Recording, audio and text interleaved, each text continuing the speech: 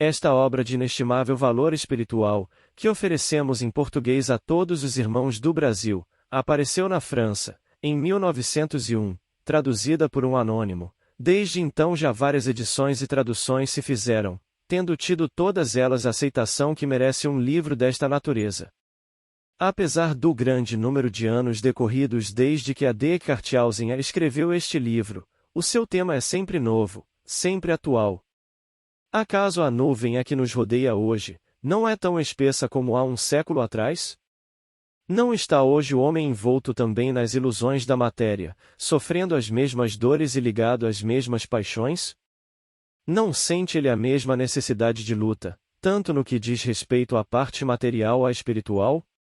Sim, meus irmãos, nós hoje sentimos as mesmas necessidades que nossos irmãos sentiam há um ou muitos séculos atrás, porque o passado é um eterno presente, e somente a regeneração do homem porá fim ao seu estado de dor e de miséria. Portanto, o homem deve renascer espiritualmente, para poder entrar no santuário interior, e então, como diz a Cartialzen, o céu se unirá com a terra para transformar a terra em céu. Iniciamos com esta obra a coleção martinista, que constará de obras de Saint-Martin, Martinez de Pasquale, Jacob Boehme, Salzmann etc. Nenhuma outra obra sintetiza tão clara e profundamente como esta, a doutrina de Martinez de Pasquale, que a D. Cartialzen como verdadeiro a ilumina do Rosacruz soube transmitir à posteridade. No entanto, esta obra não se dedica somente aos Rosacruzes, martinistas, esoteristas, etc. Ela foi escrita para o homem caído, portanto abrange todos os credos e seitas ou a humanidade em geral. Antes da queda, diz a D. Cartialzen, o homem era sábio, estava unido à sabedoria, após a queda foi separado dela, caindo consequentemente no erro. Martinez de Pasquale também nos diz que após a queda o homem veio habitar sobre a terra como o restante dos animais, enquanto que antes do seu crime reinava sobre esta mesma terra como a homem-deus, sem ser confundido com ela nem com os seus habitantes. Procuremos, pois, a espiritualização da matéria para que possamos gozar novamente das prerrogativas que gozava o homem-deus, obtendo a reintegração perfeita com o Divino Mestre Jesus, compenetremo-nos de nossas faltas e procuremos por todos os meios que não se repitam para o futuro, prometamos àquele que veio para nos salvar, amor e geração, bons costumes, boa educação, de nossos hábitos, e nas horas mais amargas de nossa vida, lembremo-nos que a Ele é o todo, a divina bondade está à espera de nossas súplicas em sinal de nosso arrependimento, assim como o nosso primeiro pai Adão se arrependeu quando reconheceu a grandeza do seu crime, e enviou ao Pai esta súplica, que será repetida eternamente por todos os seus filhos que ainda se encontrem presos nos laços da matéria. Pai de caridade, de misericórdia, Pai vivificante de vida eterna, Pai Deus dos deuses, dos céus e da terra, Deus fortíssimo, Deus da justiça, que castigas e recompensas, eterno todo-poderoso, Deus da paz e da clemência, da compaixão caridosa, Deus dos espíritos bons e maus, Deus forte do sétimo dia, Deus que reconcilias todo ser criado, Deus eterno e todo-poderoso das regiões celestes e terrestres, Deus invencível existindo necessariamente sem princípio nem fim, Deus de paz e de satisfação, Deus de toda a dominação e poder de todo ser criado, Deus que punes e recompensas quando bem te apraz, Deus quadruplamente forte das revoluções e das armadas celestes e terrestres deste universo, Deus magnífico de toda a contemplação, dos seres criados e das recompensas inalteráveis, Deus Pai da misericórdia sem limites em favor da sua fraca criatura, atende àquele que geme diante de ti pela abominação do seu crime. Ele não é senão a causa segunda da sua prevaricação. Reconcilia a tua criatura em ti, e submete-a à tua vontade por todo o sempre. Abençoa também a obra feita pela mão de teu primeiro homem, a fim de que ela não sucumba, como eu, às solicitações daqueles que são a causa de minha justa punição e a da obra da minha própria vontade. A.M.E.M. Delfim M. Martinez S. I. Cartialzen, a primeira carta. A nuvem sobre o santuário. O nosso século é de preferência a qualquer outro mais notável para o observador imparcial e sereno. Por toda parte existe fermentação tanto na alma como no coração do homem, encontra-se a cada passo o combate da luz e das trevas, de ideias mortas e ideias vivas, da vontade morta e inerte com a força viva e ativa, se vê por todo lado enfim, a guerra entre o homem animal e o homem espiritual que desperta. Homem natural. Renuncia às tuas últimas forças, até o teu próprio combate revela a tua natureza superior que repousa em teu seio. Presentes a tua dignidade, tu a sentes mesmo, porém tudo é ainda obscuro ao teu redor e a lâmpada da tua débil razão não é suficiente para iluminar os objetivos aos quais deverias aspirar. Disse que vivemos no século das luzes e seria mais justo dizer que vivemos no século do crepúsculo, e aqui e ali, o raio luminoso penetra através da nuvem das trevas, mas ele não ilumina ainda com toda a sua pureza a nossa razão e o nosso coração. Os homens não estão de acordo sobre as suas concepções, e os sábios disputam, e onde há disputa, não existe a luz, nem se conhece a verdade. Os objetivos mais importantes para a humanidade são ainda indeterminados. Não se está de acordo nem sobre o princípio da razão, nem sobre o princípio da moralidade ou do móvel, o que motiva ou incita da vontade. Isto prova que, malgrado estejamos na grande época das luzes, ainda não sabemos bem o que ela representa em nosso cérebro e em nosso coração. Seria possível que nós soubéssemos tudo isto mais cedo, se não imaginássemos que temos já a flama-chama, labareda do conhecimento em nossas mãos, ou se pudéssemos lançar um olhar sobre a nossa fraqueza e reconhecer que ainda nos falta uma luz mais elevada. Nós vivemos nos tempos da idolatria da razão, depositamos uma tocha sobre o altar, proclamamos em altas vozes que a aurora está despontando e que por toda parte o dia aparece realmente, e deste modo o mundo se eleva cada vez mais da obscuridade à luz e à perfeição, pelas artes, as ciências, gosto refinado ou mesmo por uma perfeita compreensão da religião. Pobres homens! Até onde haveis exaltado a felicidade dos homens? Existiu jamais um século que tivesse custado tantas vítimas como o presente? Existiu jamais um século no qual a imoralidade e o egoísmo tenham predominado mais do que neste? Conhece-se a árvore pelos seus frutos. Insensatos! Com o vosso falso raciocínio, onde obtivestes a luz com a qual quereis esclarecer os outros? Será que todas as vossas ideias não são tiradas dos sentidos, que não vos dão qualquer verdade mas somente os fenômenos externos? Tudo aquilo que dá o conhecimento no tempo e no espaço não é relativo? Tudo aquilo que nós podemos chamar de a verdadeiro, não é apenas uma verdade relativa? Não se pode achar a verdade absoluta na esfera dos fenômenos externos. Assim sendo, vosso raciocínio não possui o essencial, mas somente a aparência da verdade da luz. Assim é que, quanto mais esta aparência aumenta e se expande, mais a essência da luz a decresce no interior, e o homem se perde nas aparências e tateia para atingir as fantásticas imagens despidas de realidade. A filosofia do nosso século eleva a fraca razão natural à objetividade independente, atribuindo-lhe mesmo um poder legislativo, isentando-a de uma autoridade superior.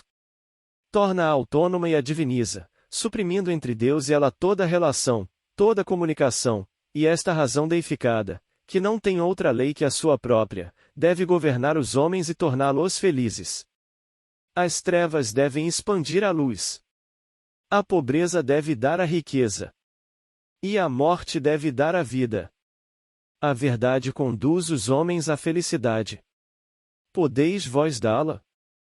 O que vós chamais de a verdade é uma forma de concepção vazia de substância cujo conhecimento foi adquirido externamente, pelos sentidos. O entendimento coordena-os por uma síntese das relações observadas em ciência ou em opiniões. Vós não tendes absolutamente verdade material. O princípio espiritual e material é para vós um número ou nomeno, que objeto inteligível, em oposição ao objeto que se conhece pela intuição sensível. Retirais das escrituras e da tradição a verdade moral, teórica e prática, mas como a individualidade é o princípio da vossa razão, e o egoísmo é o móvel da vossa vontade, não vedes a vossa luz interior, a lei moral que governa todas as coisas, ou a rechaçais com a vossa vontade. É até lá que as luzes atuais foram conduzidas. A individualidade sob o manto da hipocrisia filosófica, é a filha da corrupção. Quem pode afirmar que o sol está em pleno meio-dia, se nenhum raio luminoso alegra a terra e nenhum calor vivifica as plantas? Se a sabedoria não melhora os homens e o amor não os torna mais felizes, bem pouca coisa se fez ainda para o todo. Oh! Se somente o homem natural ou o homem dos sentidos pudesse perceber que o princípio da sua razão e o móbil da sua vontade são somente a individualidade, e que por isto mesmo, ele devia ser extremamente miserável, procuraria um princípio mais elevado no seu interior, e aproximar-se-ia da única fonte que pode saciar a todos, porque ela é a sabedoria na sua própria essência. C é a sabedoria, a verdade e o amor. Como sabedoria ele é o princípio da razão, a fonte do conhecimento, a mais pura. Como amor ele é o princípio da moralidade, o móbil essencial e puro da vontade. O amor e a sabedoria engendram o espírito da verdade, a luz interior. Esta luz ilumina em nós os objetos sobrenaturais e os torna objetivos. É inconcebível observar até que ponto o homem cai no erro quando ele abandona as verdades simples da fé, e a elas opõe a sua própria opinião. O nosso século procura definir cerebralmente o princípio da razão e da moralidade, ou do móbil da vontade. Se os senhores sábios estivessem atentos, viriam que estas coisas encontrariam melhor resposta no coração do homem, mais simples, que em todos os seus brilhantes raciocínios. O cristão prático encontra este móbil da vontade, princípio de toda a moralidade, objetivo e realmente no seu coração, e este móbil se exprime na seguinte fórmula: ama a Deus sobre todas as coisas e ao teu próximo como a ti mesmo. O amor de Deus e do próximo é o móbil da vontade do cristão, e a essência do próprio amor é Jesus Cristo em nós. Assim é que o princípio da razão é a sabedoria em nós, e a essência da sabedoria, a sabedoria em sua substância é ainda a luz do mundo. Assim encontramos nele o princípio da razão e da moralidade. Tudo o que eu digo aqui não é uma extravagância hiperfísica, é a realidade, a verdade absoluta que cada um pode comprovar experimentalmente desde que receba em si o princípio da razão e da moralidade, como sendo a sabedoria e o amor essenciais. Mas a visão do homem dos sentidos é profundamente inapta para captar a base absoluta de tudo aquilo que é verdadeiro e transcendental. Mesmo a razão que nós queremos elevar hoje sobre o trono como legisladora, é tão somente a razão dos sentidos, cuja luz difere da luz transcendental, como a fosforescência do fogo fátuo difere do esplendor do sol. A verdade absoluta não existe para o homem dos sentidos, mas somente para o homem interior e espiritual que possui um sensorium próprio, ou, para dizer mais precisamente, que possui sentido interior para perceber a verdade absoluta do mundo transcendental, um sentido espiritual que percebe os objetos espirituais tão naturalmente em objetividade, como o sentido exterior percebe os objetos exteriores. Este sentido interior do homem espiritual, este sensorium de um mundo metafísico não é, infelizmente ainda conhecido de todos, é um mistério do reino de Deus. A incredulidade atual para todas as coisas onde a razão dos nossos sentidos não encontra ponto de objetividade sensível, é a causa que nos faz desconhecer as verdades, as mais importantes para o homem. Mas, como poderia ser de outra forma? Para ver é necessário ter olhos, para ouvir, ouvidos. Todo objeto sensível requer o seu sentido.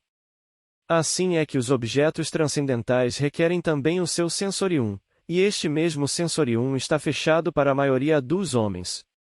Desta forma o homem dos sentidos julga o mundo metafísico como o cego julga as cores, e como o surdo julga o som. Existe um princípio objetivo e substancial da razão e um móbil objetivo e substancial da vontade. Estes dois conjuntos formam um novo princípio da vida cuja moralidade é essencialmente inerente.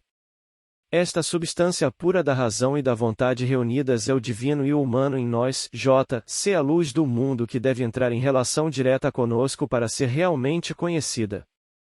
Este conhecimento real é a fé viva onde tudo se passa em espírito e em verdade.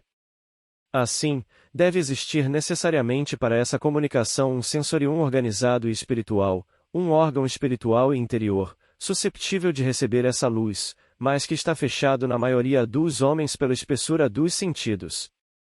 Esse órgão interior é o sentido intuitivo do mundo transcendental, e antes que esse sentido de intuição seja aberto em nós, não podemos ter nenhuma certeza objetiva da verdade mais elevada. Este órgão foi fechado por consequência da queda, que atirou o homem no mundo dos sentidos. A matéria grosseira que envolve esse sensorium interior é uma catarata, ou véu que cobre a visão interior, tornando a visão exterior inapta à visão do mundo espiritual. Esta mesma natureza ensurdece o nosso ouvido interior, de maneira que não ouvimos mais os sons do mundo metafísico. Ela paralisa a nossa língua interior, de maneira que nós não podemos mais nem mesmo balbuciar as palavras de força do espírito que pronunciávamos outrora e pelas quais nós governávamos a natureza exterior e os elementos. A abertura desse sensorium espiritual é o mistério do novo homem, o mistério da regeneração e da união, a mais íntima, do homem com Deus. É a meta mais elevada da religião aqui embaixo, desta religião cuja finalidade mais sublime é de unir os homens a Deus em espírito e verdade. Podemos facilmente perceber por meio disto, porque a religião tende sempre à sujeição do homem material. Ela age assim porque quer tornar o homem espiritual dominante, a fim de que o homem espiritual ou verdadeiramente racional governe o homem dos sentidos. O filósofo sente também esta verdade: o seu erro somente consiste em não conhecer o verdadeiro princípio da razão e querer colocar em seu lugar a sua individualidade, a sua razão dos sentidos. Como o homem possui em seu interior um órgão espiritual e um sensorium para receber o princípio real da razão ou a sabedoria divina, e o móvel real da vontade, ou o amor divino, ele possui também no seu exterior um sensorium físico e material para receber a aparência da luz e da verdade. Como a natureza exterior não possui a verdade absoluta, mas somente a verdade relativa do mundo fenomenal, assim também a razão humana não pode mais adquirir verdades inteligíveis, mas somente a aparência do fenômeno que apenas excita nela, para móvel de sua vontade, a concupiscência, no que consiste a corrupção do homem sensorial e a degradação da natureza. O sensorium externo do homem é composto de matéria corruptível, enquanto que o sensorium interior tem por substrato fundamental, substância incorruptível, transcendental e metafísica. O primeiro é causa da nossa depravação e a nossa mortalidade, o segundo é o princípio da nossa incorruptibilidade e imortalidade. Nos domínios da natureza material e corruptível, a mortalidade esconde a imortalidade e a causa do nosso estado miserável é a matéria corruptível e perecível. Para que o homem seja libertado desta angústia, é necessário que o princípio imortal e incorruptível que está em seu íntimo se exteriorize e absorva o princípio corruptível, a fim de que o invólucro dos sentidos seja destruído e que o homem possa aparecer na sua pureza original. Este invólucro da natureza sensível é uma substância essencialmente corruptível, que se encontra no nosso sangue, forma as ligações da carne e escraviza o nosso espírito imortal a essa carne mortal. É possível romper mais ou menos esse envoltório em cada homem e em consequência conceder ao seu espírito uma liberdade mais ampla, para que ele chegue a um conhecimento mais preciso do mundo transcendental. Há 3 graus sucessivos de abertura em nosso sensorium espiritual. O primeiro grau apenas nos eleva ao plano moral e o mundo transcendental, aí age em nós por impulsos interiores, chamados inspirações. O segundo grau, mais elevado, abre o nosso sensorium para a recepção do espiritual e do intelectual, e o mundo metafísico age em nós por iluminações interiores. O terceiro grau é mais alto grau, o mais raramente alcançado, desperta o homem interior por completo. Ele nos revela o reino do Espírito e nos torna susceptíveis de experimentar objetivamente as realidades metafísicas e transcendentais, daí todas as visões são explicadas fundamentalmente. Assim sendo, nós temos no interior o sentido e a objetividade, como no exterior. Somente os objetos e os sentidos são diferentes. No exterior, existe o móvel animal e sensual que age sobre nós, e a matéria corruptível dos sentidos sofre a ação. No interior, é a substância indivisível e metafísica que se introduz em nós, e o ser incorruptível e imortal do nosso espírito recebe as suas influências. Mas, em geral, no interior, as coisas se passam tão naturalmente como no exterior, a lei é por toda parte a mesma. Portanto, como o espírito, ou o nosso homem interior tem um senso completamente diferente e uma outra objetividade do homem natural, não devemos de maneira alguma surpreender-nos que ele fique um enigma para os sábios do nosso século, que não conhecem estes sentidos, e não tiveram jamais a percepção objetiva do mundo transcendental e espiritual. Eis aí porque eles medem o sobrenatural com a medida dos sentidos, confundem a matéria corruptível com a substância incorruptível, e os seus julgamentos são necessariamente falsos sobre um assunto para a percepção do qual eles não possuem nem sentidos nem objetividade, e, por conseguinte, nem a verdade relativa e nem a verdade absoluta. No que concernem às verdades que anunciamos aqui, temos que agradecer infinitamente a filosofia de Kant. Kant incontestavelmente provou que a razão em seu estado natural não sabe absolutamente nada do sobrenatural, do espiritual e do transcendental, e que ela nada pode conhecer, nem analiticamente, nem sinteticamente, e que assim sendo, ela não pode provar nem a possibilidade nem a realidade dos espíritas, das almas e de Deus. Isto é uma grande verdade, elevada e benéfica para os nossos tempos. É verdade que São Paulo já havia estabelecido, primeira epístola aos Coríntios capítulo 1, v2, 24, mas a filosofia pagã dos sábios cristãos soube ignorá-la até Kant. O benefício desta verdade é duplo. Primeiramente, ela põe limites intransponíveis ao sentimento, ao fanatismo e à extravagância da razão carnal. Em seguida, põe na mais resplandecente luz a necessidade e a divindade da revelação. O que prova que a nossa razão humana, em seu estado obtuso, não tem nenhuma fonte objetiva para o sobrenatural sem a revelação, nenhuma fonte para instruir-se de Deus, do mundo espiritual, da alma e da sua imortalidade, de onde se segue que seria absolutamente impossível sem revelação, saber ou conjeturar nada sobre essas coisas. Por isto nós somos devedores a Kant por ter provado-nos os nossos dias aos filósofos, Corno já o havia sido desde muito tempo em escola mais elevada da comunidade da luz, que sem revelação, nenhum conhecimento de Deus e nenhuma doutrina sobre a alma seriam possíveis. Por onde, é claro que uma revelação universal deve servir de base fundamental a todas as religiões do mundo. Assim, segundo Kant, está provado que o mundo inteligível é inteiramente inacessível à razão natural, e que Deus habita uma luz na qual nenhuma especulação da razão limitada pode penetrar. Desta forma, o homem dos sentidos ou homem natural não tem nenhuma objetividade do transcendental, daí, a revelação das verdades mais elevadas lhe é necessária e por isto também a fé na revelação, porque a fé lhe dá os meios de abrir seu sensorium interior, pelo qual as verdades inacessíveis ao homem natural lhe podem ser perceptíveis. É perfeitamente plausível que com os novos sentidos possamos adquirir novas realidades. Estas realidades existem já, mas nós não as distinguimos porque nos falta o órgão da receptividade. É assim que, embora as cores existam, o cego não as vê, o som também existe, mas o surdo não o escuta. Não devemos procurar a falta no objeto perceptível, mas no órgão receptor. Com o desenvolvimento de um novo órgão nós temos uma nova percepção, novas objetividades. O mundo espiritual não existe para nós porque o órgão que o torna objetivo em nós não está desenvolvido. Com o desenvolvimento deste novo órgão, a cortina levanta-se imediatamente, o véu impenetrável até o momento é rasgado, a nuvem à frente do santuário é dissipada, um novo mundo surge em um relance para nós, as vendas tombam dos olhos e nós somos, no mesmo instante, transportados da legião dos fenômenos para a da verdade. Só Deus é substância, verdade absoluta, Ele só é aquele que é, e nós somos aquilo que Ele nos fez.